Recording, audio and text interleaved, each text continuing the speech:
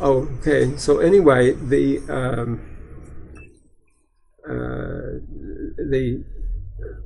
coinage then became this purely epigraphic coinage.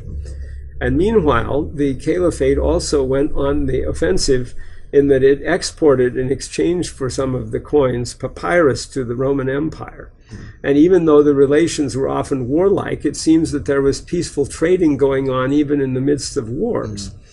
And the Romans would accept papyrus shipped from Egypt. And so the Muslims started, in response to this exaltation of Jesus Christ that was going on in the Roman Empire, they started to write on every sheet of papyrus that they sent to the Romans, La ilaha illallah Muhammadun Rasulullah, in Greek. And those apparently still exist also, that there are records of that. And so the Muslim onslaught in the renewal of the war that occurred when Justinian II attacked the Muslim caliphate and broke the truce in 692 went on for some decades and led to the great siege of Constantinople in 717, 718 that was from Suleiman and overlapping into the reign of Omar ibn Abdulaziz. And at that time, the caliphate was becoming even more iconoclastic. So it commanded the destruction of all the public images inside of the caliphate, which included public images in churches. So there are church floors in Jordan that were torn up at the time if they had images in them. And the images, the faces and pictures were torn out, and then they were replaced and repaired with, either just plain mosaic tiles or with just patterns. And so, this damage can be seen, and some of it is dated to the reign of Omar ibn Abdulaziz, and some of it is dated to the reign of Yazid ibn Abdul Malik, his successor from 720 to 724. Yazid ibn Abdul Malik is credited with a decree called the Iconoclastic Decree, which was to destroy all icons and images in the empire, which either occurred in 721 or 723.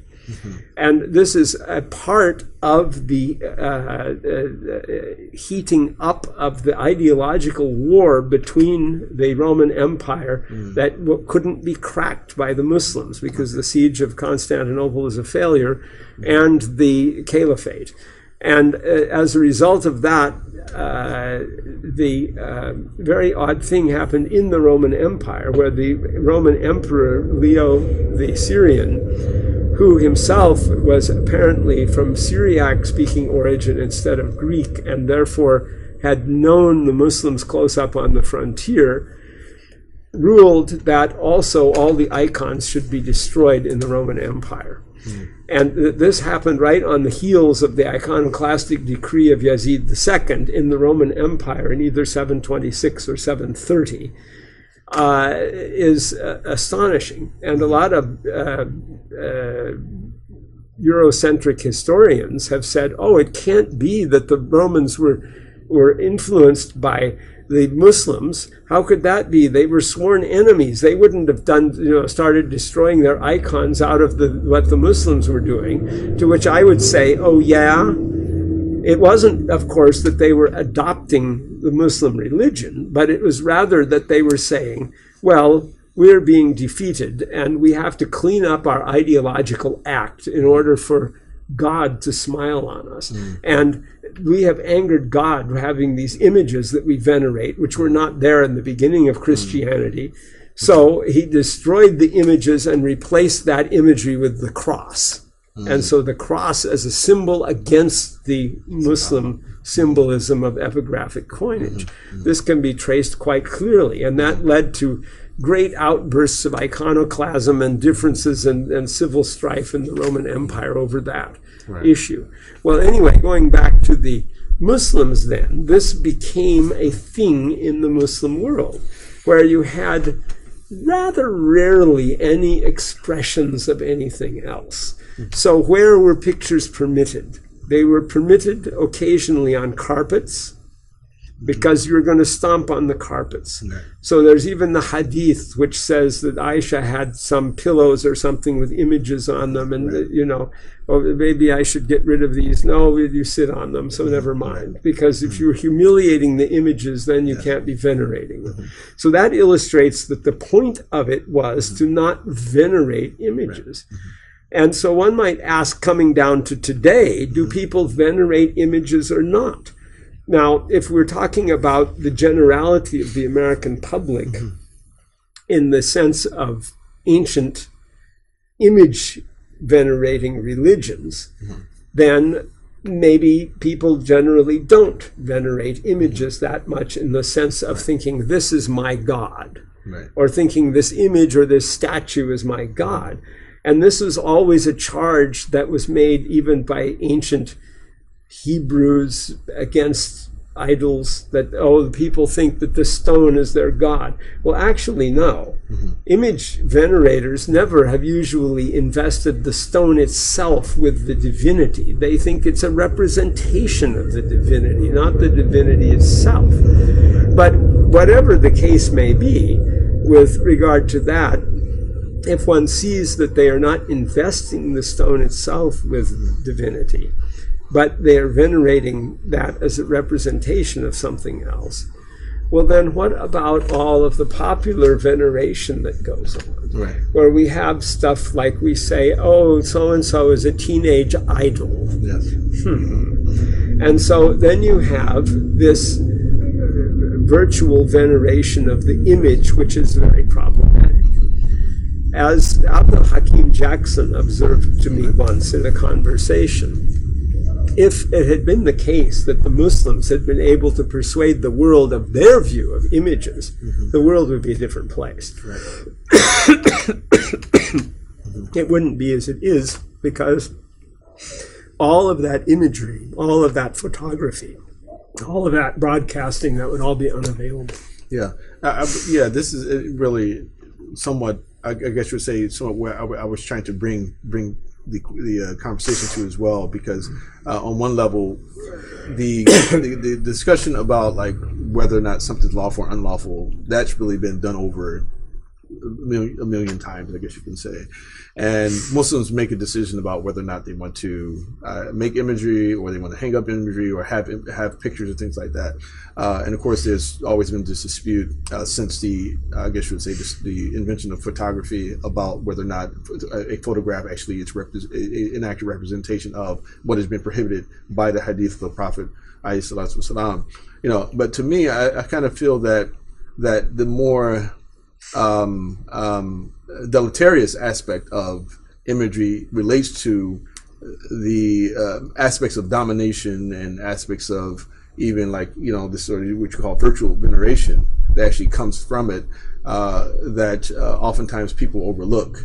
Well, indeed. And if you looked at something like Stalin and Mao and their gigantic statues that they place all over the place, that they did, and then when the statues are torn down, well, that is clearly a form of image veneration that doesn't differ one whit from ancient image veneration that Judaism and Islam prohibit. Right. Right. And in Christianity, it also inherited that prohibition and prohibited that, except that it had to prevaricate when Constantine appropriated the religion for to legitimate the imperial Roman state.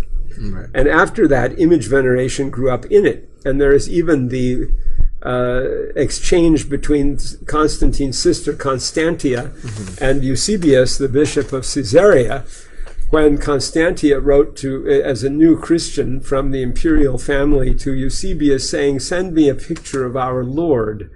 And Eusebius reproached her severely for asking for such a thing, because the Roman aristocracy had been accustomed to place the images of the emperors alongside of the images of the gods in their little home pantheons of gods, in their little shrines or chapels that they worshipped in. And so that quickly went by the boards, the prohibition of Eusebius in Christianity, and that's how that escaped again from the bottle, so to speak, and came out as a thing. But when we're down in our day, of course, we have all of these prevarications that have come out in the various issues that say, well, the surah is only a three-dimensional image, and so a flat image is okay. And then you have, well, a surah is only if it's a complete image that could be alive if you breathe life into it, but if it's just a bust or a head or something, it's okay. And things like that, which I find specious. And Ibn Khaldun did too. Ibn Khaldun commented about the decline of Islam in Andalusia, in Spain, that he said, and you will even see the Spanish Muslims have suwar, pictures or images in their houses. And in this you will see the signs of civilizational subordination, submission, and defeat. And so that, I think, is a very perceptive observation. Right. And today, of course, there's nobody who isn't using images in some sense. And the flat images of photography being invented have, of course, a very interesting discussion, a long discourse that can emerge from the concept of the philosophy of photography. Right. Because where you have what does photography actually do? See, one of the things that was suggested that's very interesting about photography is that it forms an actual record of the exact past that is unmediated, and is unmediated proof, furthermore, of the existence of the past. And that previous to that, no such thing existed. It wasn't possible. You could have artifacts that came down from the past, allegedly, but you couldn't have photographs that showed you the whole picture of what things looked like. And so it became a leap forward in historical evidence when you had photography. It was something that was new and certain. And I suppose that would be one excuse for allowing photographic images, as the idea that by taking a photographic picture, you are just recording what is actually there and you are not creating anything. But I think there's another issue too. It's like you can having a photograph, and then also there's the question of actually the utilization of that photograph. What is it being used for? And I think that there is the potential of, and actually it's proven harm. Actually, it oftentimes when you're talking about flashing certain types of imagery in front of people on a regular basis over and over and over, advertisement, imagery is extremely important. They appeal to something else within the person, appeal to appetite, may even appeal to one's self-esteem at times as well. So if you just think about something as basic as superhero movies, and if all the superheroes of all the people in authority, the people of who are represented as dignified, look a certain way, to people who don't look that way, and then even this issue that came up in the former black churches in America, some of them still have imagery of like the white Jesus, among other things, so what that does psychologically to a person, if they see it on a regular basis, so I do, that particular distinction, that is the part that made me feel differently about photography and imagery compared to the way that I used to feel about it years ago, when I thought about how it is utilized and how it's effective use of imagery in order to get people to do and think what they want them to do and think. Well, that's a very true observation, and that certainly goes along with this whole idea of political propaganda and the propaganda value that can be derived from all of that. And that would seem to be quite far away, say, from liking and cherishing photography for family memories and such things. Although I think one would have to examine all of that carefully too. I myself, as a historian, have to admit an interest in photographs as a historical source, because they do indicate and prove things. And there's also this interesting discourse in the philosophy of photography between the postmodernists, who almost universally detest photography because of what is called its indexicality. Indexicality is a word that is bandied about by postmodernists as a kind of accusation to try to say, oh, well, so-and-so says photographs have indexicality. By that, they mean that they actually refer to something real, where postmodernists want to demolish any possibility of any connection with the past at all that is not dreamlike and merely evocative, and want to eliminate the possibility of any objectivity in it. And of course, the famous French postmodernist philosopher Roland Barthes, in his last book, La Chambre Claire, which is translated into English as Camera Lucida, which is a little book that is a history of photography by him, was entirely motivated because his mother died a year before he did. And so in his last work, a year or two before he did, he cherished his mother's memory so much that he said that this picture of my mother that I have, which was a special winter garden picture of his mother as a child, it proves that she existed. And all the postmodernists regarded this as an utter betrayal and were just completely enraged that Barthes had prevaricated about photography and admitted that it had indexicality. Well, from my point of view, it does have indexicality. It is true that it is also mediated, so that it is mediated by framing, by lighting, by posing, and especially by captioning. Because a photograph that's just a loose photograph of something old is almost nothing unless it's captioned. A family photograph of people that you never knew is not going to be nothing unless you can identify the people and say that's so-and-so, and that's part of the captioning. So in that sense, it is true that the indexicality, or the objective representation that is brought about by having a photograph is limited somewhat by those factors, but nevertheless it is there. And so that is, I think, something that is of a significant weight for history. The other thing about photography is that although the high and mighty can always use every means at their disposal to subordinate, control, and conquer, and they will use images in that way too, they'll also use everything else. And the use of these things is ambiguous, because everything under creation is a two-edged sword, including that, and especially including photography and including the types of information that we get, including the internet. Like whether the internet is more an instrument of our enslavement or our liberation is difficult to say. The jury is still out on that. I mean, on the one hand, we have all this commercial propaganda and the appearance of control. On the other hand, we have Edward Snowden.